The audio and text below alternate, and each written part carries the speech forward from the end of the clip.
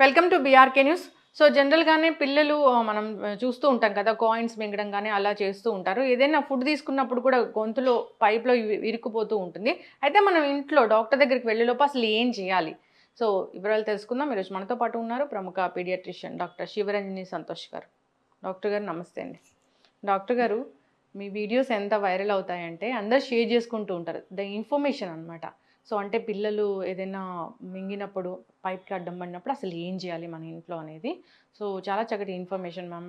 అది చాలా వైరల్ అవుతుంది. అందరూ షేర్ చేసుకుంటున్నారు. అవేర్‌నెస్ కూడా వచ్చింది. అయితే జనరల్‌గానే పిల్లలు ఏదైనా మింగినప్పుడు అసలు మనం ఇంట్లో ఏం చేయాలి?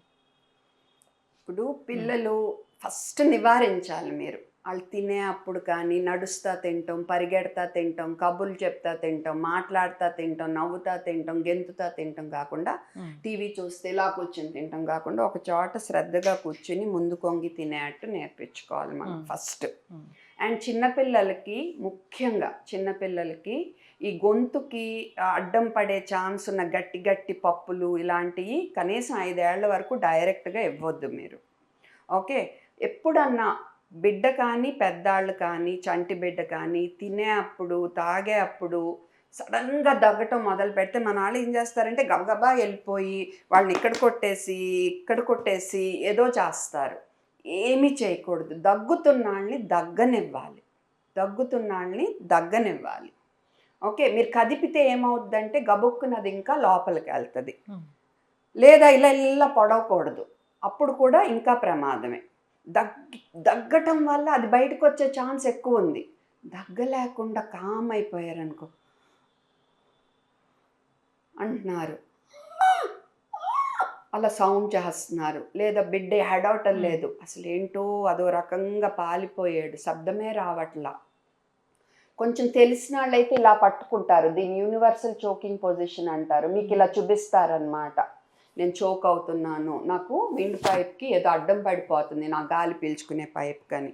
అప్పుడు మీరెళ్లి సాయం చేయాలి. బిడ్డనుకోండి జాగ్రత్తగా తీసుకొని, ఎత్తుకొని ఇలా పట్టుకోవాలి చంటి బిడ్డని. గబుక్కున ఇలా పడిపోయేట్టు ఉండకూడదు. జాగ్రత్తగా పట్టుకోవాలి. మెడ కాదు, హ్మ్. దవడ. హ్మ్. ఓకే. ఇలా పట్టుకుని 1, 2, 3, 4, 5 చూసారా నేను స్లాంట్‌గా పట్టుకున్నా అండ్ వీపు మధ్యలో 5 సార్లు కొట్టాను. అప్పటికి బయట పడిపోయిందనుకో సరే సరి. నెమ్మదిగా ఇలా జాగ్రత్తగా తిప్పి చూడండి. నోట్లో ఏమన్నా ఉంటే తీసేయండి. గుడ్డిగా అస్సలు పొడవద్దు. ఇప్పుడు బయటికి రాలేదనుకో, ఈ నిప్పుల్స్‌కి మధ్యలో కొంచెం కింద 5 సార్లు 1, 2, 3, 4, 5 అంటే అలా మనం ఒత్తాలన్నమాట. ఎంత లోతుకంటే మనం ఈ భాగం తీసుకుంటే మూడో వంతు నుంచి హాఫ్ వరకు లోతుకు నొక్కాలి. ఓకే. సో, ఇలా 5 సార్లు మనం 1, 2, 3, 4, 5 మళ్ళా 1, 2, 3, 4, 5 ఇలా 3 సైకిల్స్ అయ్యేసరికి కూడా అది బయటికి రాపోతే 108కి ఫోన్ చేసి 108కి ఫోన్ చేసి మనం ఇది కంటిన్యూ చేయాలి. ఎప్పుడు వరకు అంటే అది నోట్లోంచి పడే వరకు లేదా బిడ్డ స్పృహ కోల్పోయే వరకు.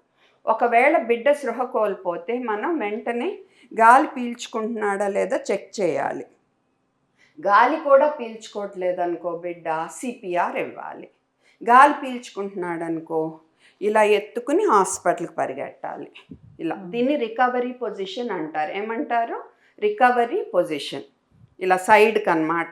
తల కొంచెం డౌను, కాళ్ళెత్తు సైడ్‌కి. ఎందుకంటే నోట్లో ఏమన్నా వచ్చినా కింద పడిపోవాలి.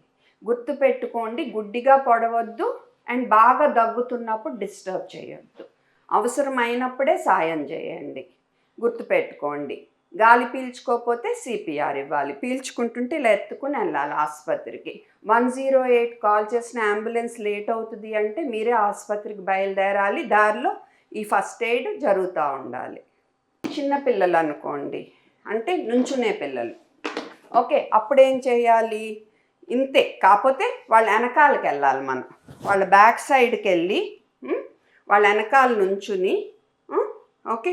1, 2, 3, 4, 5 ఓకే. అప్పటికి బయటికి రాలేదనుకో ఇది చూసారా మీరు? ఇది. ఈ బోన్ చివర అన్నమాట, మనకి ఇక్కడ బోను చివర, ఇది బొడ్డు, ఇది బొడ్డు. ఓకే, బొడ్డు, ఇది బోన్ చివర, సెంటర్ బోన్లో చివర, బ్రెస్ట్ బోన్ అంటారు. ఈ రెండిటికి మధ్యలో చేయి పెట్టి, అంటే బొడ్డు పైన చేయి పెట్టి, బొడ్డు పైన చేయి పెట్టి 1 2 3 4 5. సో 5 సార్లు 1 2 3 4 5, అండ్ 5 సార్లు బొడ్డు పైన 1 2 3 4 5. ఇలా 3 సైకిల్స్ అయ్యేసరికి బయటికి రాకపోతే 108కి ఫోన్ చేయాలి. ఒకవేళ బయటకు వచ్చేస్తే సరి, లేదంటే స్పృహ కోల్పోతే మటుకు గాలి పీల్చుకుంటున్నాడో లేదో మనం చెక్ చేసి, గాలి పీల్చుకుంటుంటే సైడ్కి తిప్పి పడుకోబెట్టాలి. లేట్ అవుతుంది అని మనకు అనిపిస్తే ఎమర్జెన్సీకి బయలుదేరాలి. గాలి కూడా పీల్చుకోకపోతే సిపిఆర్ ఇవ్వాలి. ఇప్పుడు పెద్దవాళ్ళ విషయంలో కూడా ఇంచుమించు అంతే, సేమ్. వెనక 5 సార్లు కొట్టాలి, అండ్ ముందు ఈ బొడ్డు పైన ఓకే 5 సార్లు 1 2 3 4 5. ఓకే, సో ఇది కూడా 3 సైకిల్స్ అయ్యేసరికి రాకపోతే కనుక 108కి ఫోన్ చేసి, ఇది ఎప్పటి వరకు చేయాలి, అది బయటకు వచ్చే వరకు లేదా స్పృహ కోల్పోయే వరకు. స్పృహ కోల్పోతే గాలి పీల్చుకుంటున్నారో లేదో చెక్ చేసి, గాలి పీల్చుకోకపోతే సిపిఆర్ ఇవ్వాలి. గాలి పీల్చుకుంటుంటే మనం సైడ్కి తిప్పి పడుకోబెట్టాలి. ఎస్, ఖచ్చితంగా మ్యామ్. సో చాలామంది కూడా వాటర్ తాగించడము ఇలా చేస్తూ ఉంటారు, నెత్తి మీద కొట్టడం అలా కూడా చేస్తూ ఉంటారు. సో అసలు చేయకూడదు ఈ పనులు అంటే ఒక 2 3 ఏముంటాయి ఇందాక మీరు చెప్పినట్లుగా? చెయ్యకూడదు. ఫస్ట్ తల్ల మీద కొట్టడం వల్ల ఉపయోగం లేదు, కానీ బేబీ డిస్టర్బ్ అయ్యి ఇంకా చోక్ అవ్వచ్చు. గుడ్డికి ఇలా పొడవకూడదు, తీయాలని చూడకూడదు. అండ్ మూడోది, మీరు దగ్గుతున్నప్పుడు డిస్టర్బ్ చేయకూడదు. అస్సలు ఏ రకమైన డిస్టర్బెన్స్ ఉండకూడదు. చాలా మంది వాటర్ తాగిస్తూ ఉంటారు, వాటర్ అస్సలు తాగించకూడదు, ఎందుకంటే ఆల్రెడీ మన విండిపై పడుతుంది కదా. ముందు అది బయటకు వచ్చాక అప్పుడు శాంతం చేయటానికి మన గొంతును తాగించాలే తప్ప ఆ టైంలో తాగించుకోవాలి. అంటే జనరల్గా సినిమాల్లో కూడా ఏం చూపిస్తారంటే, హీరోయిన్ మునిగిపోతూ ఉంటుంది, హీరో సేవ్ చేస్తాడు, బయటికి తీస్తారు, తీసి వాళ్ళు ఏం చేస్తారు, పొట్ట మీద నొక్కుతారు. అవును, అలా పొట్ట మీద నొక్కినాక ఒక బ్రెత్ ఇవ్వగానే సాంగ్ మొదలవుతుంది మనకి. అలాంటి అది రాంగ్ చూపిస్తున్నారు. పొట్ట మీద నొక్కితే ఏమవుద్దంటే, ఆ బిడ్డ మింగిన రాళ్ళు, మనిషి మింగిన రాళ్ళు కానీ గడ్డి కానీ మళ్ళా వచ్చి విండి పైపులోకి వెళ్ళి చోక్ అయ్యే ప్రమాదం ఉంటుంది. పొట్ట మీద అస్సలు నొక్కకూడదు. నేను సిపిఆర్ అప్పుడు కూడా చెప్తాను, సిపిఆర్ అనేది అన్ని నీటిలోంచి మునిగిపోతున్నప్పుడు తీసిన, హైట్ మించి పడినప్పుడు మనం చూసుకున్న యాక్సిడెంట్ విక్టిమ్ అయిన రూల్స్ సేమే. కాకపోతే ఈ 3 కండిషన్స్లో, అంటే యాక్సిడెంట్ అయినా, నీళ్ళలోంచి మునిగినప్పుడు తీసిన, లేదా పైనుంచి పడిన, వీళ్ళని మట్టుకు ఎక్కువ మెడొంచే పనులు, ఇలా సైడ్కి తిప్పే పనులు అవి మనం చేయకూడదు. ఎందుకంటే వెన్నుపూస ఆల్రెడీ ఫ్రాక్చర్ అయి ఉండే ఛాన్స్ ఉంది, మనం ఎక్కువ కదిలించడం వల్ల ప్రమాదం జరగవచ్చు. సో అందుకని ఇలాంటి సిట్యుయేషన్లో, అంటే నీటిలో మునిగినప్పుడు బయటికి తీసిన, హైట్ నుంచి పడిన, యాక్సిడెంట్ అప్పుడు మనం వాళ్ళకి సిపిఆర్ ఇస్తున్న వాళ్ళని ఎక్కువ వెన్నుపూస కదిలే పనులు ఏమి మనము చెయ్యకూడదు. అండ్ చోకింగ్ అప్పుడు ఇంకోటి గుర్తుపెట్టుకోండి, గర్భవతులైతే పొట్ట మీద అస్సలు నొక్కకూడదు. మనం ఎట్టి పరిస్థితుల్లో ఇక్కడ నొక్కొచ్చు.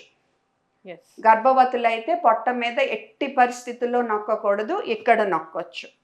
ఖచ్చితంగా మ్యామ్, చాలా చక్కగా చెప్పారు, చక్కటి ఇన్ఫర్మేషన్. ఈ చోకింగ్ వల్ల చాలామంది ప్రాణాలు కోల్పోతూ ఉన్నారు, అంటే అప్పుడు ఏం చేయాలో ఇమీడియట్గా తెలియక. సో హాస్పిటల్కి వెళ్ళేలోపే చాలామంది ప్రాణాలు కోల్పోతూ ఉన్నారు. సో చాలా మంచి అవేర్నెస్ కల్పించారు మ్యామ్. ఇంకా వీటి గురించి మనం వీడియోస్ చేద్దాము, రెగ్యులర్గా ఈ ఇన్ఫర్మేషన్ కావాలి మ్యామ్. చాలా చక్కటి ఇన్ఫర్మేషన్, అందరూ కూడా ఈ విధంగా ప్రాసెస్ని తెలుసుకోవాలని కోరుకున్నాం. చక్కటి ఇన్ఫర్మేషన్, ధన్యవాదాలు.